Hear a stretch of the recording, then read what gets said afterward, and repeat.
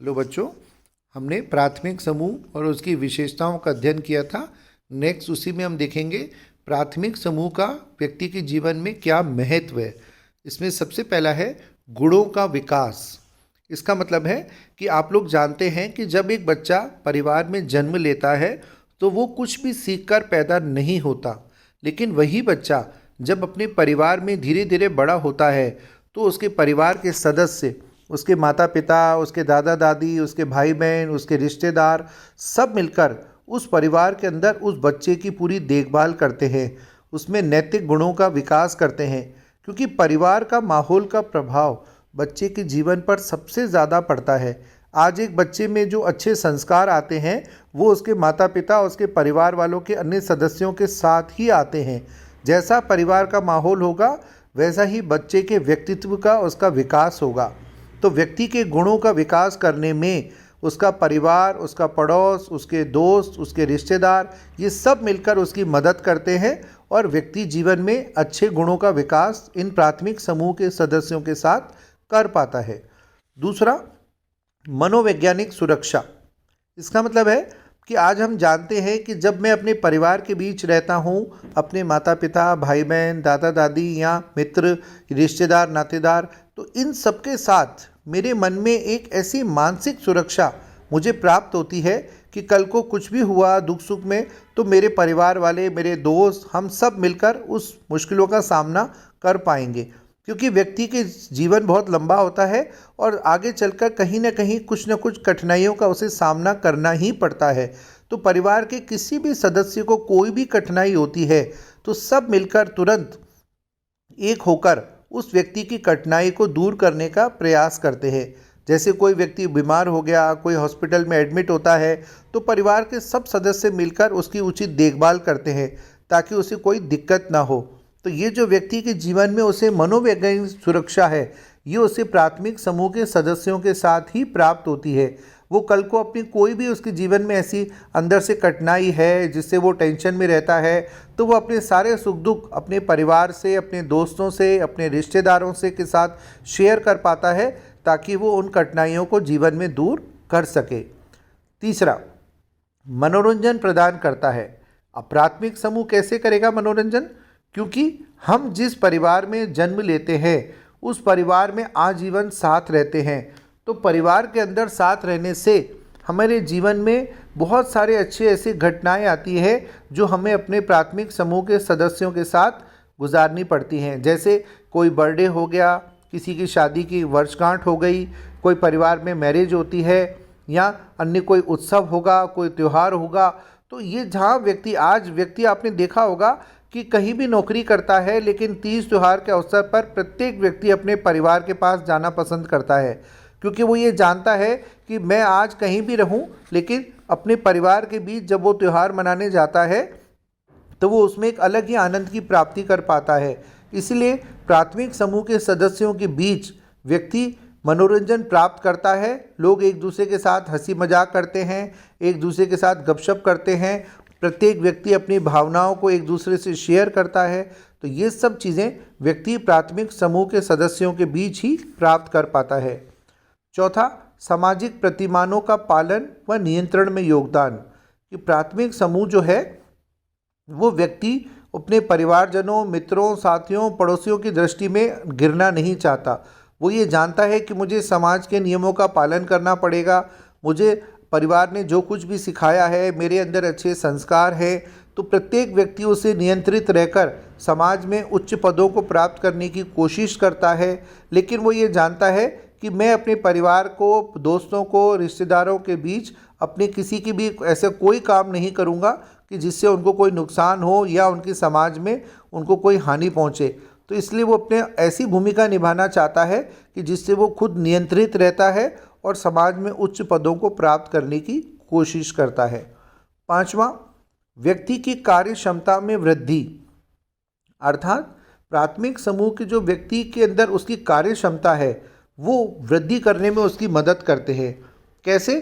कि व्यक्ति ये जानता है कि वो सब प्रकार की चिंताओं से मुक्त होकर मानसिक संतुष्टि अपने प्राथमिक समूह के बीच ही प्राप्त करता है। आज हमारे पिताजी हैं, बड़े दादा दादी हैं, कोई भी घर के बाहर नौकरी करने जाता है तो वो शाम को जब परिवार के बीच आते हैं तो उनकी सारी थकान दूर हो जाती है। जब व्यक्ति परिवार में अपने माता पिता बच्चों के साथ बैठकर साथ खाना खाते हैं तो वो दिन भर की थकान भूल जाता है और परिवार का प्रत्येक सदस्य एक दूसरे को उत्साहवर्धक काम करने के लिए हमेशा से उत्साहित करता है। कोई व्यक्ति कुछ भी टेंशन में आ जाता है या कोई परेशानी होती है, सब मिलकर उसे अच्छी राय देते हैं और व्यक्ति की कार्य क्षमता में वृद्धि करते हैं। और बच्चों को पढ़ने में, दूसरे कार्यों में माता पिता, उनके दादा दादी पूरी हेल्प करते हैं ताकि बच्चे अपने व्यक्तित्व का विकास कर सके। नेक्स्ट, समाज और व्यक्ति के बीच की कड़ी है कि प्राथमिक समूह जो है वो व्यक्ति और समाज के बीच की कड़ी है। अर्थात प्राथमिक समूह के लोग व्यक्ति की प्रकृति के निर्माण में, उसका समाजीकरण करने में, उसके व्यक्तित्व का विकास करने में पूर्ण भूमिका निभाते हैं। क्योंकि व्यक्ति ये जानता है कि आज जो कुछ भी मेरे माता पिता मुझे अच्छे संस्कार देंगे, उन्हीं से मैं आगे चलकर अपने जीवन में एक अच्छे पद की नौकरी को या एक अच्छे बिजनेसमैन बन के वो समाज में अपने परिस्थिति का निर्माण कर सकता है। क्योंकि आज हम कहते हैं कि बच्चा कोई अपराधी बनता है तो सबसे पहले उसमें हम उसके परिवार को दोष देते हैं कि उसके माता पिता ने उसकी उचित देखभाल नहीं की, उसका अच्छे संस्कार नहीं दिए, उसका उचित समाजीकरण नहीं किया, इसलिए वो बच्चा आगे चलकर ऐसा बना। तो व्यक्ति और समाज की कड़ी के रूप में प्राथमिक समूह एक अहम भूमिका निभाता है, जिसमें व्यक्ति में अंदर अच्छे नैतिक गुणों का विकास किया जाता है ताकि वो जीवन में उच्च पदों को प्राप्त कर सके। नेक्स्ट, व्यक्तित्व निर्माण में योगदान देता है। क्योंकि समाजीकरण जब व्यक्ति का परिवार द्वारा किया जाता है, उसके पड़ोस, उसके मित्र, उसके रिश्तेदार, नातेदार, ये सब व्यक्ति को जीवन में एक अच्छा सामाजिक प्राणी बनने में मदद करते हैं। क्योंकि बचपन से आपने देखा है कि कोई हम बच्चे से पूछते हैं कि वो क्या बनना चाहता है, कोई कहता है मैं टीचर बनूंगा, कोई कहता है मैं पायलट बनूंगा, कोई डॉक्टर बनना चाहता है, कोई इंजीनियर बनना चाहता है।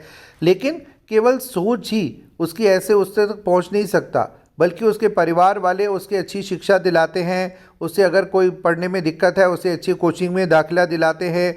आजकल बड़े बड़े समाज में अच्छे अच्छे कोचिंग सेंटर चल रहे हैं जहाँ पर महंगी महंगी फ़ीस देकर माता पिता बच्चों का एडमिशन कराते हैं ताकि वो एक अच्छे पद की नौकरी को प्राप्त कर सके। क्योंकि आज समाज में हर जगह कंपटीशन है। तो यदि आज बच्चा अगर इधर उधर घूम रहा है, टाइम वेस्ट कर रहा है, तो वो आगे चलकर अपने भरोसे अपने जीवन में कुछ भी प्राप्त नहीं कर सकता। इसलिए उसके माता पिता ही उसके लक्ष्य तक पहुंचने में उसकी पूरी मदद करते हैं और उसके व्यक्तित्व निर्माण में पूर्ण सहयोग देते हैं। नेक्स्ट, पशु प्रवृत्तियों का मानवीकरण। इसका मतलब होता है कि कई बार व्यक्ति जीवन में कोई गलत काम करता है तो उसके माता पिता उसे रोकते हैं। आज एक व्यक्ति के जीवन में बहुत सारी इच्छाएं होती है, लालच आ सकता है, स्वार्थ आ सकता है, वो गलत काम की तरफ जा सकता है, किसी को छेड़छाड़ करता है, किसी को परेशान करता है। तो माता पिता अपने बच्चों को मार पीट कर उन्हें गलत राह पर जाने से रोकते हैं ताकि वो एक आगे चलकर गंभीर अपराधी न बन जाए। नेक्स्ट, आंतरिक संतोष प्राप्त करना। कि प्राथमिक समूह के सदस्य आपस में एक दूसरे के साथ वार्तालाप करते हैं, हंसी मजाक करते हैं, तर्क वितर्क करते हैं, एक दूसरे के साथ सहयोग की भावना रखते हैं, सहानुभूति रखते हैं। तो यहाँ व्यक्ति जीवन में प्रत्येक क्षण में उससे अपने परिवार के बीच मानसिक शांति प्राप्त होती है।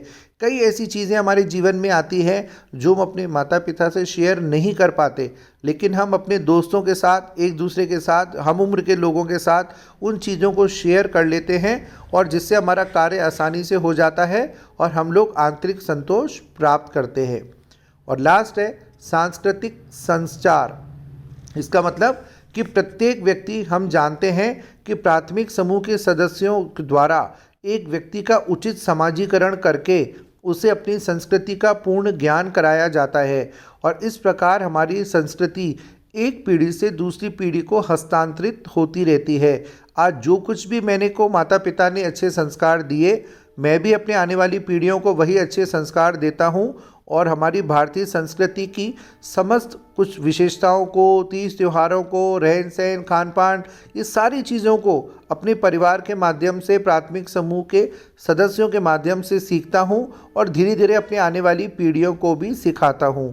तो ये थे आपके प्राथमिक समूह का महत्व क्या है। Thank you.